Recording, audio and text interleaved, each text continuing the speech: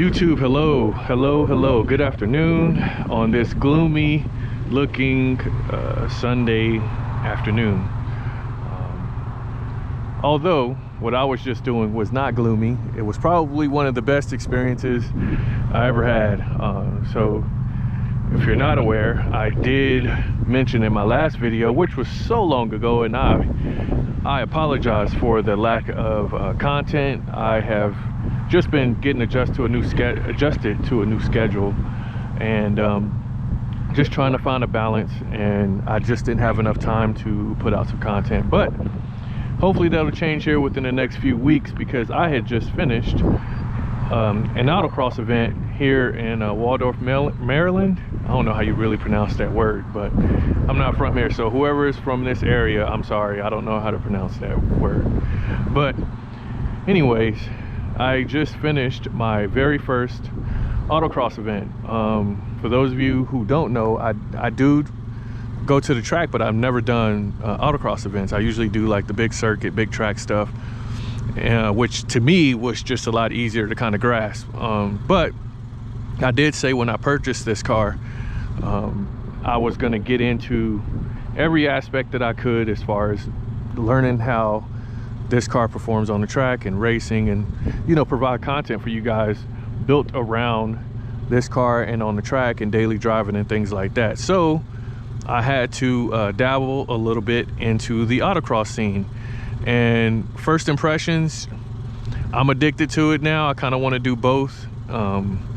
I want to do big track and autocross, so I'm gonna always be looking for autocross events, and it's very cost effective, which definitely helps and makes my pockets very happy, because big track days are expensive, but having an autocross event is very cost efficient, so that definitely helps me out.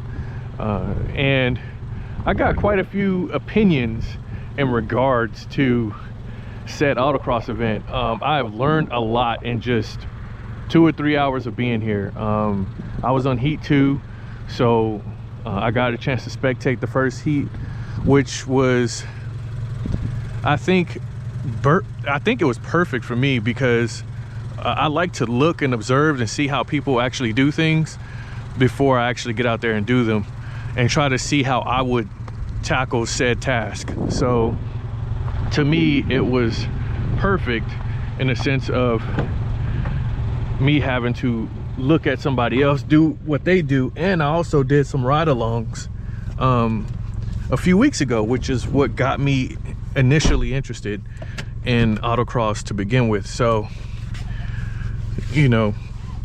I definitely got the bug, and I signed up, and boom, I have completed my first autocross event. I do want to apologize that I didn't record any content, because this was my first time, so I really wanted to kind of soak it in and really learn what I needed to do, because at first it's very confusing and difficult, but once you kind of know what you're looking for and get the hang of everything, it starts to become a lot easier. And then at that point you can start going for for your best times and things like that. So again, I apologize for not having the footage, but I will have footage on my next go around, just due to me not having an instructor in here to kind of teach me how to autocross. I did have a choice if I wanted to have an instructor, but I chose to have an instructor because I really wanted to know what he sees, because he's been doing this for so long. I don't mind learning from the experts, and it takes a little bit of swallowing your pride in order to to learn from somebody else, and not being afraid to make mistakes. So I'll tell you guys how the event went, and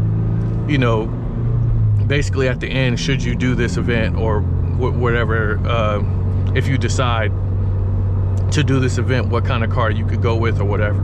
So first things first, it could be overwhelming when you're actually in the heat. When he says go, the adrenaline can go straight to your head, and then you can make a lot of mistakes. But what I would say is well, you know what, I'm not gonna give you advice on what you should do. I'd rather just tell you what I was thinking from the beginning. So first heat, God tells me green for go, and I take off. And again, I had an instructor with me, and I still missed a few cones on the track and everything like that. So just because I didn't know how to read them, right? So granted, they did do a novice walk for people who aren't used to autocross and everything like that. But again, once you're actually in it, your nerves are really, really high, and you want to do well, but you're just not gonna do well your first time. You just have to accept that. So you know what I said? I already know when I try to learn something new, I crash and burn at it first. So I'm not even surprised at it being my first time that I ended up, you know, going off course. Actually, my first 2 waves, I ended up going off course. So, you know, it's not that, I don't think it's that serious, but at first I was a bit bummed out when I first finished, just due to having, you know, having messed up so bad. And then, you know, you got people watching, so you have to understand, like, you can't let the pressure, even though they don't know who you are really, because, you know, especially if it's your first event, if you're not going with a friend, you're there by yourself. And for me, I was there alone, so I didn't know anyone. But personally, I felt the pressure of wanting to do well, so I didn't really push my car the first couple of rounds. But I would say round 3 is probably my best run, and I think I did 5 or 6. I think I did 6. So round 3, the halfway point, I kind of got the hang of it, like a rhythm. I got a really good rhythm around round 3, and I actually finished the course smoothly, kind of okay-ish. I didn't go fast. I don't think I, you know, pushed the car to its limit at all, but I really felt like I was doing well. So I felt the progress, and even the instructor said, you know, he told me, like, you've improved a lot since the first round. So it was great for me to hear that, and it was very encouraging. And then I would say round 4, 5, and 6, I started to try to pick up the pace a bit and try to compete with myself. So overall, I mean, I got better. I got probably about 7 seconds better than my initial time, which is going to happen with any of you, just due to your nerves being so high at the first point, and then maybe going off course, which doesn't really count anyway, and then just the pressure. You're going to feel a little bit of pressure because it's very competitive out there. Even when you go in there knowing that you don't want to compete with anyone but yourself, it's still people competing, and they're keeping clocks. They're keeping time. So you have to, you definitely are aware of that, and you are definitely gonna feel the pressure initially. But I think once I did it the first couple of times and I started improving, it felt way better the second half of the heat. So for me, it was definitely nerve-wracking at first, but definitely got so much easier after like the second go around. Once I knew what those cones meant and how to navigate that track, it became so much easier, because it's over in like 40 seconds if you do it well, you know. So I would say it was my first event. It was definitely a big confidence booster for me, because I started improving after every run, and I wanted to keep going. I wish I could have, you know, kept going, but you know, obviously they break them up into heats and everybody gets an even chance to go. But I definitely am addicted now to doing that. It's pretty fun. It's very fun to, you know, see different vehicles that you wouldn't think would go pretty fast or be the fastest on that in that course, are like killing cars that are like way more horsepower. And again, this goes to the rule, you know, or I wouldn't say the rule really, it's just like a a public service announcement, in a sense of horsepower isn't everything. There were muscle cars out there that were just getting gapped by, as far as like time wise, by Miatas, by MR2s, like older cars. Like it's mind-boggling to see the cars that you wouldn't care for on the street just getting like low 40s on the autocross. It's crazy. And then the setups are so different on each car. It's like the car you would think should win doesn't even win all the time. Like I thought, other than the Porsche, which the guy was a pro, so he kind of doesn't count. In the first heat, I thought, other than that, the Miatas were just out there gunning it, man. And then shout out to the 10th gen Civic Sport, man. Like that guy, I don't know what he did to that car, but he was moving in the freaking Civic Sport, man. That was crazy. So it just goes to show you, man, don't judge a book by its cover, because I mean, granted, I would say, you know, the different cars that I saw out there today is, you know, obviously the 86ers showed up and showed out for the most part, other than me messing up every goddamn thing for the first couple of rounds. But I started getting better and I started improving. So the 86s were there. A couple of older Nissans were there, like a 240SX. I even seen a Trans Am, a Pontiac Trans Am, which is kind of cool to see. I mean, it was moving a little bit sluggish, but it was still getting around quite well on the track. And it's just nice to see a good variety of cars, you know, C7 Corvettes. One C8 showed up and was killing it too. So even big horsepower cars were just maneuvering so quickly, which is kind of cool to see too, knowing that on bigger tracks that those things are king, but you know, smaller tracks they can also hold their own. But at the end of the day, man, Miatas and Fiatas, and oh, shout out to the Lotus. The Lotus Elise was out there just killing it. That thing, the way you see these cars maneuver around the track just gets you so excited about the event that it's not even just about the driving. It's just about, you know, looking at the cars that are there and you know, just enjoying watching them do what they do, especially the people who know how to handle those cars. I enjoyed every bit of it. Like I said, it was all types of cars. Oh, shout out to the Hyundai Kona, not an N, it's just a regular Kona. Like there were econo cars out there. So for those of you who are thinking about getting into autocross, you don't need much. And you know, there were Corolla hatchbacks, non-GR types out there. You know, Integra, the newest generation Integra, not the Type S, but the SI variant.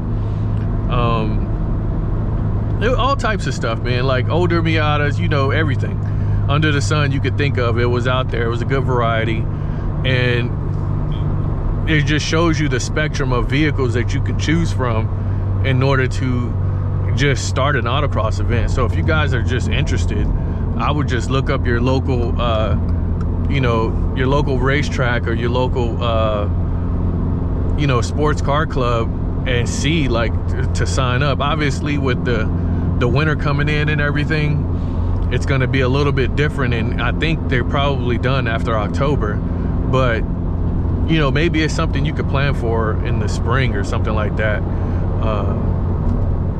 But I would definitely, overall, my experience, I would say it was a 10 out of 10. I definitely enjoyed myself. I really wanted to keep going. I wish I could have just won every heat after I kind of learned, obviously, just to kind of improve my time. But if those of you who are trying to get into autocross, I would definitely recommend it. I'm gonna be simultaneously doing both from here on out, because I enjoy both, and autocross is just something, like I said, if I didn't want to spend, you know, if there's no big track day in my area and there's an autocross event, I can jump in. I just want to get in where I fit in, whatever local area that I'm in, and just try to you know, get out there and just have some fun.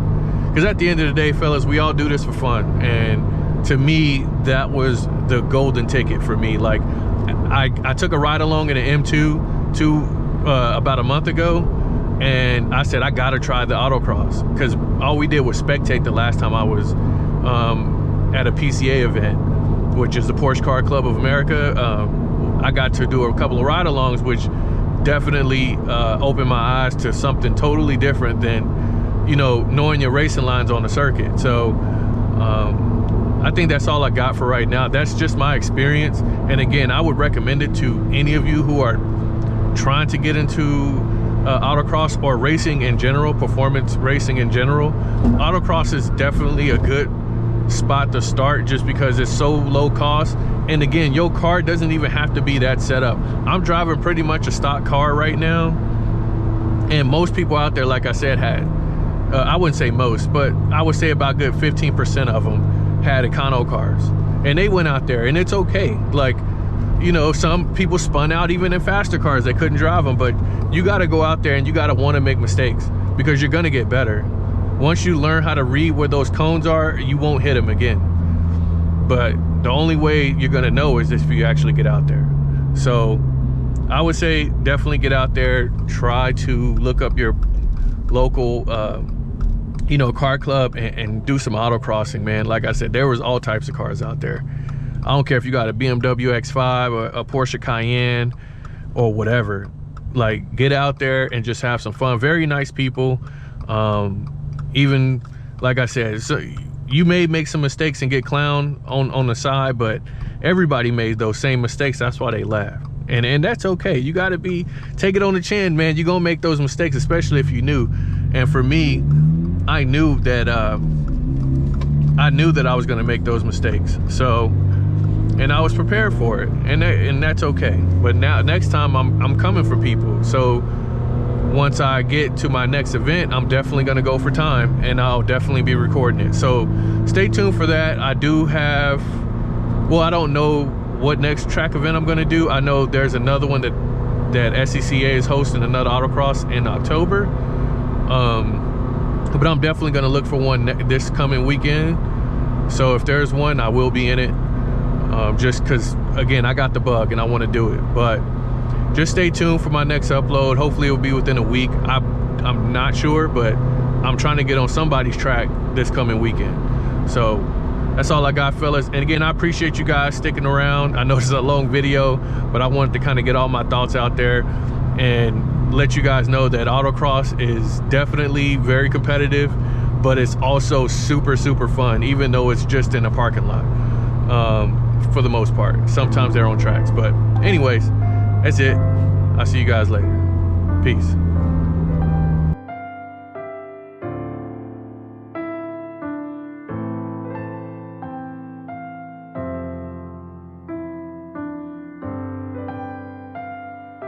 This is Majestic.